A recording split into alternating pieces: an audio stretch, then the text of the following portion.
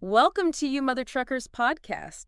This week, we've got a real 1-2 punch for you. Yeah, two flash fiction stories lined up. Exactly. Tales that take the ordinary and, well, twist it into something really unexpected. Think blockbuster action, page-turning suspense, But condensed, bite-sized. Perfect for when you've just got a few minutes but want something out there. Get ready for a couple of pit stops into the wild side of what if.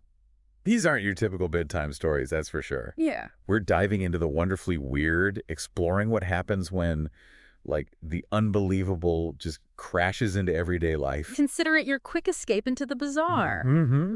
So first up, we're looking at a flash fiction story you sent our way, and honestly, the title alone grabbed us. Pirate Prom. Right. I mean, a swashbuckling theme for a school prom. The premise itself, it just raises so many questions, doesn't it? Oh, totally. What makes that kind of setup so immediately engaging, you think? Well, for me, it's the clash. The contrast, yeah. You've got this very structured, often, let's be honest, kind of awkward high school prom setting. Definitely awkward. And then you inject this element of, total unpredictable, rebellious chaos with actual pirates. It immediately creates this potential for things to go wildly wrong or maybe hilariously right. And in this story, Yeah. well, it definitely goes wild. Oh, yeah. We see how this seemingly innocent booking of Captain Jack's traveling entertainment, which, side note, sounds suspiciously cheap. Always a red flag. Totally. How it takes this sharp turn into a full-blown pirate invasion. That moment, the swords go from prop to actual peril. That's a real turning point, isn't it? It really is. What does that sudden escalation tell us, about how quickly our perception of a situation can just flip? Well, it highlights how thin that line can be, right? Between entertainment and reality, especially when you're dealing with the unexpected. Yeah, the students, they likely expected a performance, some staged fighting, maybe some bad jokes. Right. Cheesy costumes. Exactly. Yeah. But the moment the threat becomes real, that comfortable boundary is just shattered. And it forces them to react in ways they never, ever anticipated. The story's packed with these incredible details, too. They paint such a vivid, almost comedic picture, even amidst the chaos, like walk the plank becoming an actual terrifying command. Yeah, not just a suggestion. And the pirates' definition of loot involving, the actual prom fund and their decidedly outdated views on wenches, which apparently affects the entire junior class. It's the clash, isn't it? The clash of anachronisms and expectations. That's where the humor comes from. Explain that a bit more. Well, the pirates, they operate under a completely different set of rules, different social norms, and those are just jarringly out of place in a modern high school. Okay, gotcha. That disconnect is funny Yeah. precisely because it's so absurd and unexpected. And then you have these moments of teenage heroism that are just brilliant. The football star tackling pirates. You can almost picture the headline in the school paper, right? Linebacker sacks pirate. Yeah. And the chess club president using algebraic notation as a battle cry, like knight to e4, check. What do these unexpected acts of bravery tell us about people's capacity to respond in a crisis? It suggests that resourcefulness isn't limited to, the traditional heroic figures or the expected skill sets. Right. Not just the jocks. Exactly.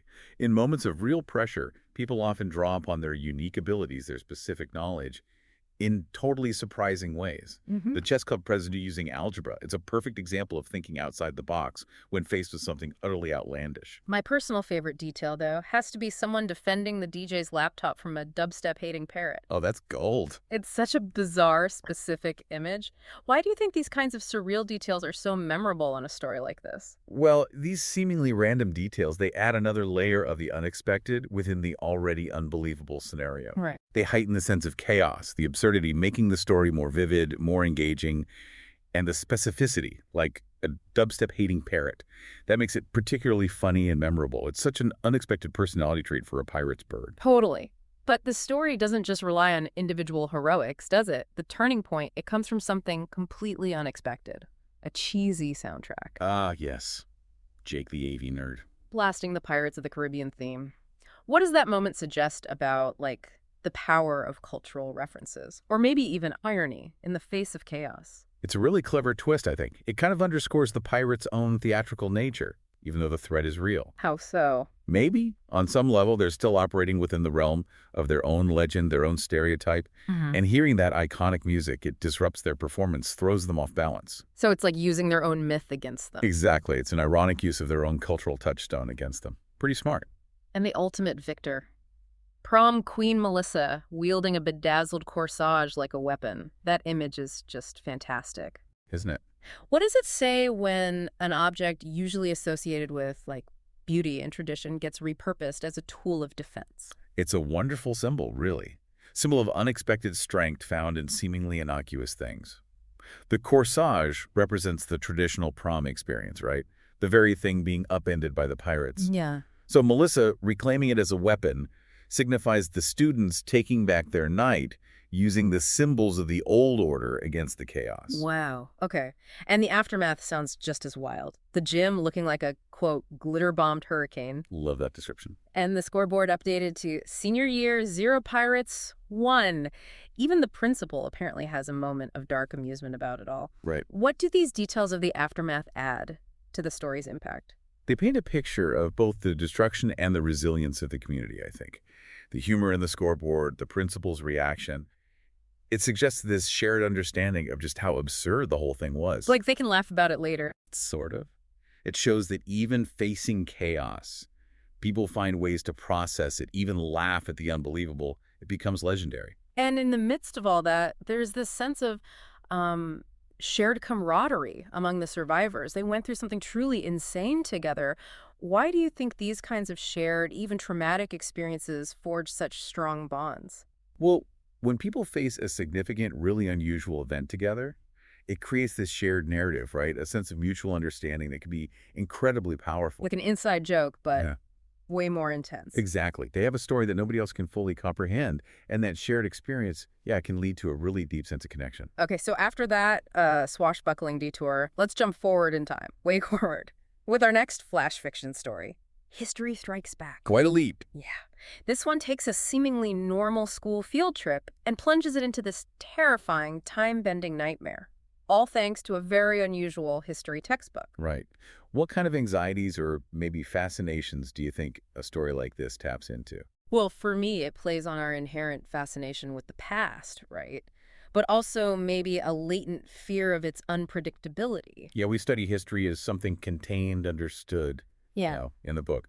But the idea of it becoming this tangible, dangerous force that's unsettling. And it touches on that classic trope, too, doesn't it? Unintended consequences when you mess with time. Definitely. So imagine thinking you're just off to learn about the Middle Ages, and suddenly, boom, you're confronted with the very real dangers of the bubonic plague. Talk about immersive learning. Maybe a little too immersive. Just a bit. What does throwing these students directly into such a horrific historical event achieve in this story, do you think? It forces them to confront the realities of the past in this really visceral, immediate way, something no textbook description could ever convey. You mean like the smells, the sickness? Exactly.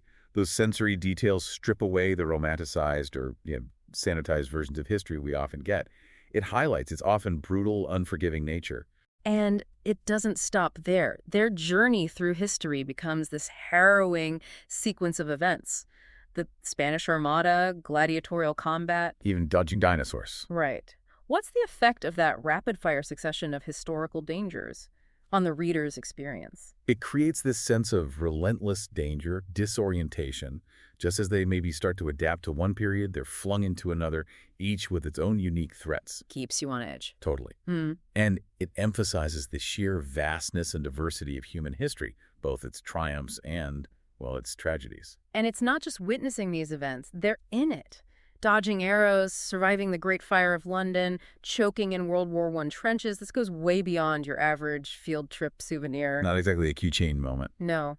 What do these direct encounters with historical suffering highlight about the human experience across different eras? By placing modern students directly into these historical crises, the story kind of underscores the universality of human suffering, but also resilience. Despite the vast differences in tech and society, people in the past faced fundamental challenges to their survival, much like the students do in the story, actually. But there's a crucial turning point, right? When Liam realizes the textbook isn't just randomly jumping, it's reacting to their fear. Yes.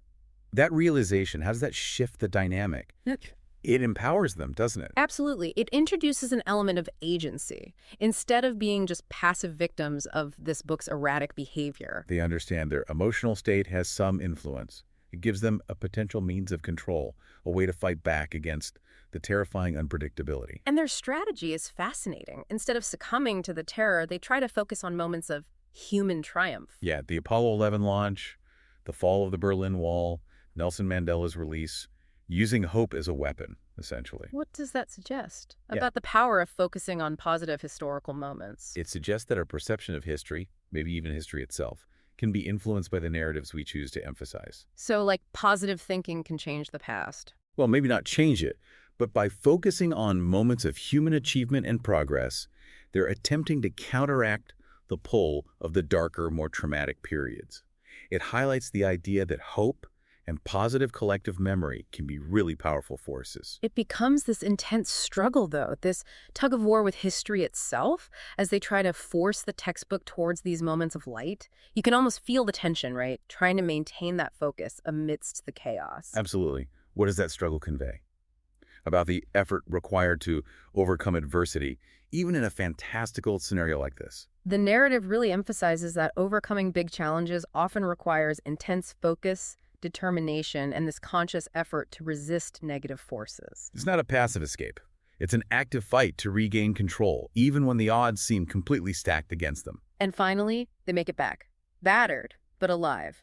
Returning to the familiar, if now maybe somewhat mundane, reality of their classroom. But you know they're forever changed by what they experienced. Oh, definitely. What kind of lasting impact do you think an experience like that would have on someone's understanding of history, their place in it? An intense first-hand encounter like that. Oh. It would undoubtedly shatter any preconceived notions of the past as just this distant, static subject in a book. Right. They've lived through moments of profound human experience, suffering, triumph in a way no traditional education could ever provide. It would likely foster a much deeper, more personal connection to the historical narrative, and probably a greater appreciation for the present, too.